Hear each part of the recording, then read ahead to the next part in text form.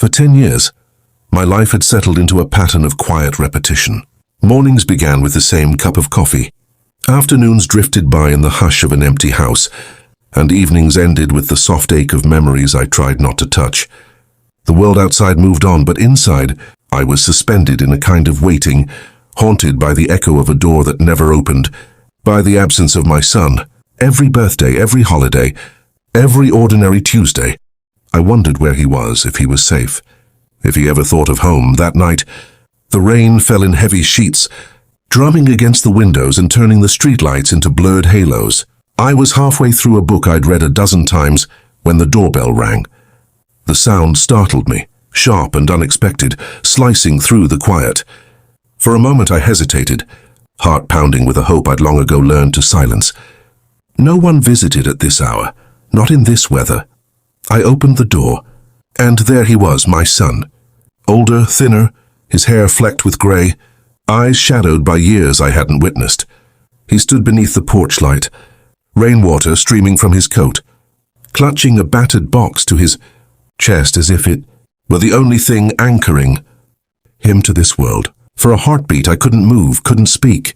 The shock was so complete it felt like a dream, the kind that leaves you breathless and afraid to wake. He looked at me, uncertain, searching my face for something. Anger, forgiveness, maybe just recognition. I stepped aside, wordless, and he crossed the threshold, bringing with him the storm I'd been dreading and longing for all these years. The years without my son stretched on like a long, unbroken winter. At first I clung to hope, telling myself he'd call, that he'd walk through the door with a sheepish grin and a story to explain it all. But as the months turned into years, hope became a fragile thing, easily bruised by every silent phone, every unopened letter, every empty chair at the table. Our family changed in ways I never expected. My spouse tried to keep life moving, filling the house with the noise of routine. Meals cooked, laundry folded, birthdays celebrated with forced smiles. But beneath it all there was a hollowness, a sense that we were only pretending at normal. My daughter grew quieter, her laughter less frequent, her eyes always searching the faces of strangers for a glimpse of her brother. Even the dog, once so lively, spent more time curled by the front door, waiting for footsteps that never came. Holidays were the hardest. I set a place for him at Thanksgiving, unable to break the habit, unable to admit he might never return. On his birthday I baked his favorite cake, the scent filling the kitchen with memories so sharp they brought tears to my eyes. Friends and neighbors stopped asking after a while, their sympathy turning awkward, their questions trailing off into silence. I learned to live with the not knowing, but it was a heavy, restless ache that never left. Every night I replayed our last conversation, searching for clues, for something I might have missed. Was it something I said? Something I failed to see? The guilt gnawed at me, a constant companion. I kept his room just as he'd left it, unable to pack away the evidence of his life. The posters on the wall, the books on the shelf, the jacket still hanging on the back of his chair. There were moments when I convinced myself he was gone for good, that I should let go. But then a song would play on the radio, or I'd catch a glimpse of someone with his walk, and the hope would flare up again, stubborn and bright. 10 years of silence, 10 years of questions with no answers, 10 years of loving someone I could no longer reach. That first night, the house felt both fuller and more fragile than it had in years. My son's presence was a shock to the system, his voice deeper, his manner quieter, as if he was still unsure whether he belonged here. My spouse hovered between relief and disbelief, eyes flickering from his face to the battered box he carried, as if afraid either might vanish if she looked away too long. My daughter arrived soon after, her steps hesitant, her arms wrapping around her brother in a hug that was both fierce and uncertain. For a moment, I saw the children they once were, clinging to each other after a nightmare. But the years between them hung heavy in the air. We sat down to dinner, the table crowded with dishes I hoped would remind him of home. Roast chicken, mashed potatoes, the pie he used to request every birthday. Conversation started and stalled, each of us searching for safe ground. My spouse asked about his health, his work, where he'd been, but his answers were vague, drifting away like smoke. My daughter tried to fill the silence with stories from her own life, but her words felt forced, laughter brittle at the edges. The box sat on the sideboard, untouched, its battered corners catching the light. It was impossible to ignore, a silent guest at the table. I caught my son glancing at it more than once, his jaw tightening, his eyes clouded with something I couldn't name. I wanted to ask about it, to demand answers, but the fear of shattering this fragile reunion kept me quiet. As the meal wore on, the tension grew. Old wounds lingered just beneath the surface, resentments unspoken.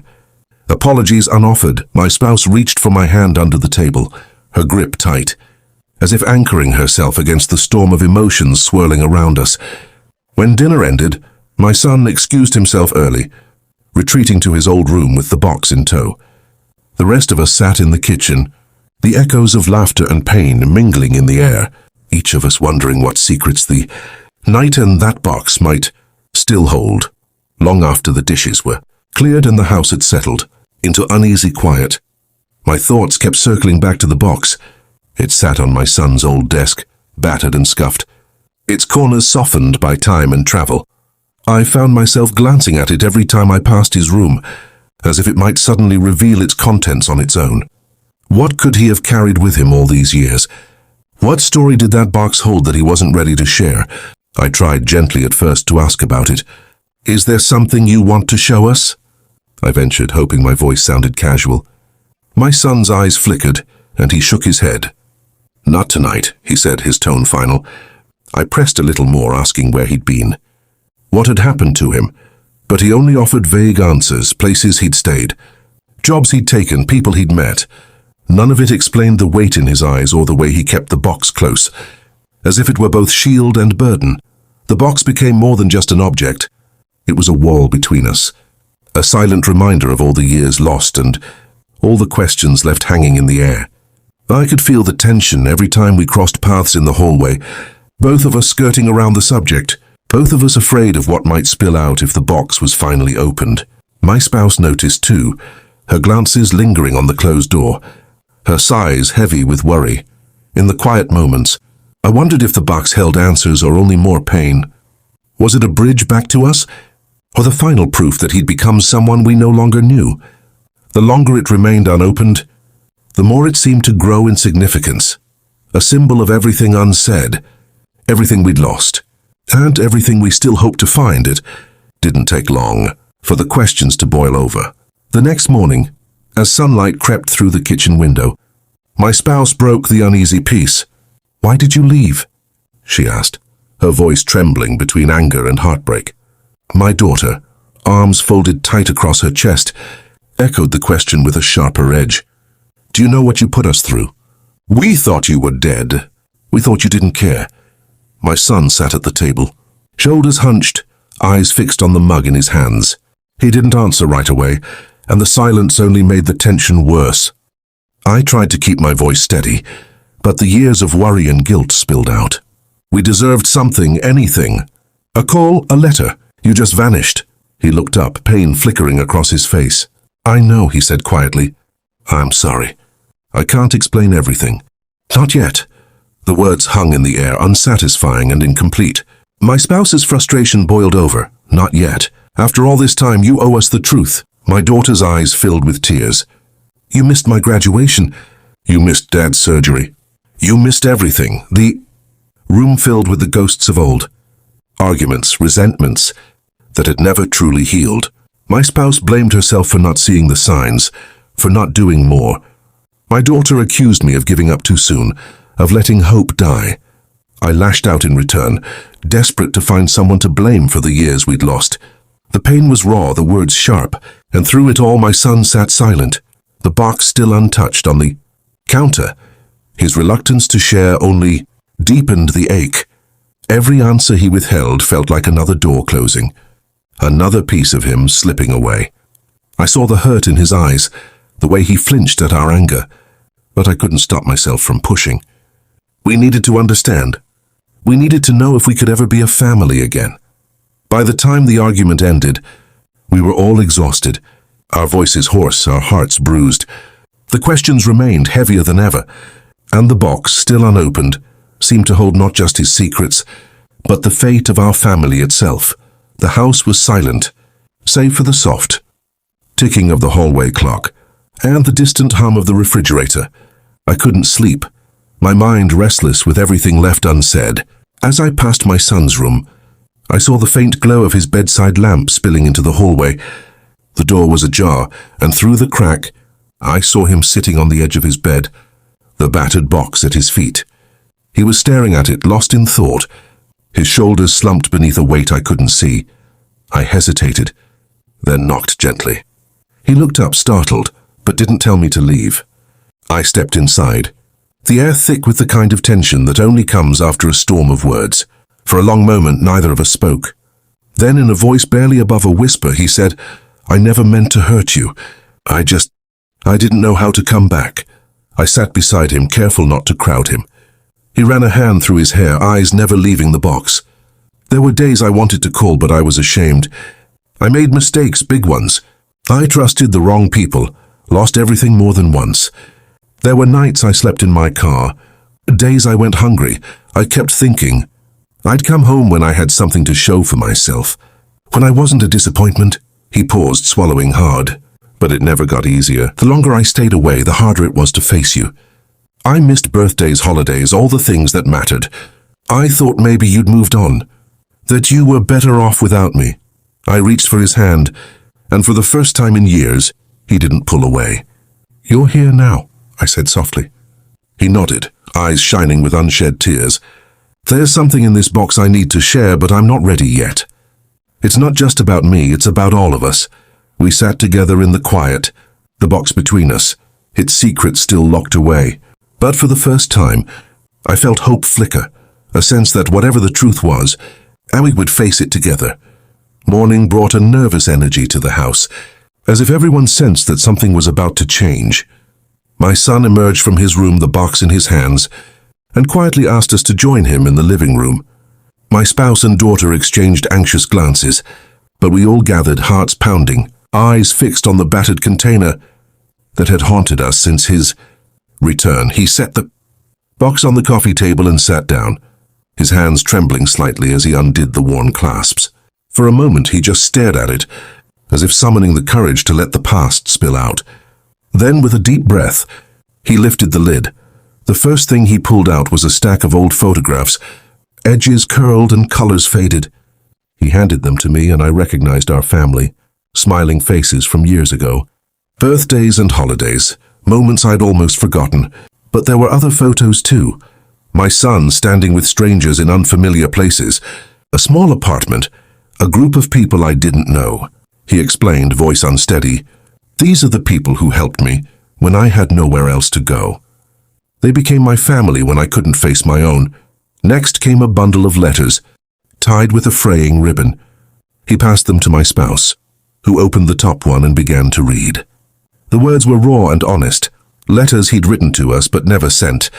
Apologies, confessions, stories of nights spent alone, and days spent searching for meaning. Each letter was a window into his pain, his longing, and his regret. My spouse's hands shook as she read, tears slipping down her cheeks. Finally, he reached for a thick envelope at the bottom of the box. He hesitated, then handed it to my daughter. Inside was a legal document, an adoption certificate. My daughter's eyes widened as she read aloud. Our son had become the legal guardian of a young boy, a child he'd met during his years away. "His name is Daniel," my son said quietly. "He lost his parents and I couldn't leave him behind. He's my son now." Two, the room fell silent as the weight of his secret settled over us. The photographs, the letters, the certificate, they were pieces of a life we'd never known. Choices made in the shadows of our absence. My son looked at each of us, his voice trembling. I was lost, but I found a reason to keep going. I wanted to come home, but I needed you to know the truth. Daniel is part of our family now, if you'll have him. In that moment, the box was no longer just a symbol of secrets. It was a bridge between the past and the future, a chance to heal and begin again. We sat together, surrounded by memories and new possibilities, realizing that the story of our family was still being written, one truth at a time. The silence after Daniel's name was spoken felt endless, as if the world itself had paused to absorb the truth. My spouse pressed a trembling hand to her mouth, her eyes darting between our son and the adoption certificate. My daughter sat frozen, the letter still in her lap, her mind racing to catch up with the reality unfolding before us. I felt my own heart pounding, a strange mix of relief, confusion, and something like awe. My son took a shaky breath and continued, his voice steadier now that the secret was out. There's more you need to know. When I left, I wasn't just running from home, I was running from myself. I made mistakes, trusted the wrong people, and ended up in places I never imagined. But then I met Daniel's mother. She was kind to me when I had nothing. We tried to build a life together, but she got sick. Before she died, she asked me to promise I'd take care of her son. I couldn't say no. He became my reason to keep going. He paused, searching our faces for understanding. I wanted to come back so many times, but I was afraid. I thought you'd never accept what I'd done or who I'd become. I thought I'd lost my place here forever.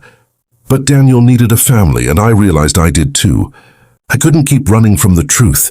My spouse's tears fell freely now, but she reached for my son's hand, her voice breaking.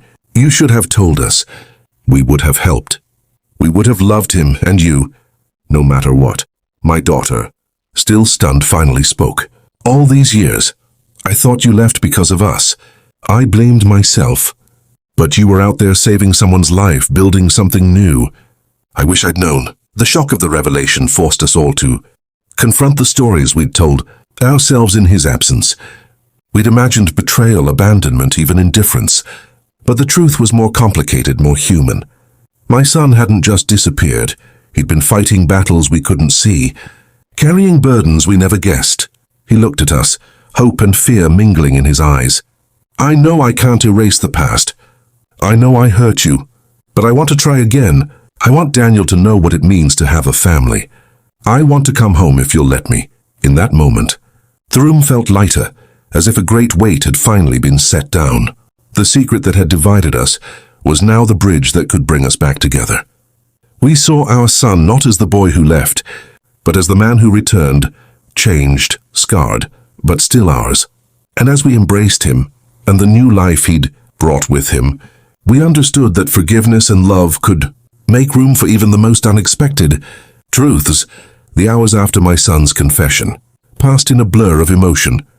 We sat together, but each of us was lost in our own storm.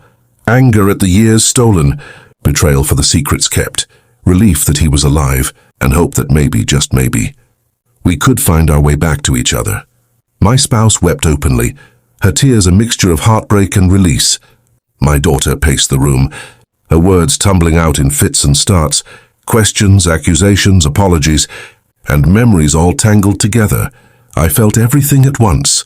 I wanted to shout, to demand why he hadn't trusted us, why he'd let us believe the worst. But beneath the anger was a deep ache, a longing for the years we'd lost and the moments we'd never get back. I looked at my son, older, changed, carrying the weight of another life, and I saw not just the pain he'd caused, but the pain he'd carried. I realized that his silence had been its own kind of suffering. As the day wore on, the sharp edges of our emotions began to soften. My spouse reached for Daniel, the boy who had suddenly become our grandson, and pulled him into a gentle embrace. My daughter, still teary, knelt beside my son and took his hand, her voice trembling as she promised to try. I found myself letting go of the questions that had haunted me for so long, making space for something new, healing. I understood wouldn't come all at once. It would be slow, uncertain, and sometimes painful. But as we sat together, surrounded by the evidence of my son's journey and the new family he'd brought home, I felt the first fragile threads of forgiveness begin to weave us back together. Even after years of pain and secrets, there was still a path forward, one built on truth, acceptance, and the hope of a second chance. In the days that followed, our home felt transformed. The air was lighter, the silences less heavy, as if the truth had swept away years of dust and sorrow. We moved carefully at first, each of us learning how to fit into this new shape our family had taken. There were awkward moments. Of course, hesitations, missteps, the old habits of guarding our hearts. But there was also laughter, tentative and real, and the gentle warmth of hope returning. My spouse took to Daniel quickly, showing him family photos and teaching him the recipes that had been passed down for generations. My daughter, once so guarded, began to open up, sharing stories of her childhood and inviting Daniel to join her on walks through the neighborhood. I watched my son as he settled in, the lines of worry on his face slowly easing, his voice growing steadier with each passing day.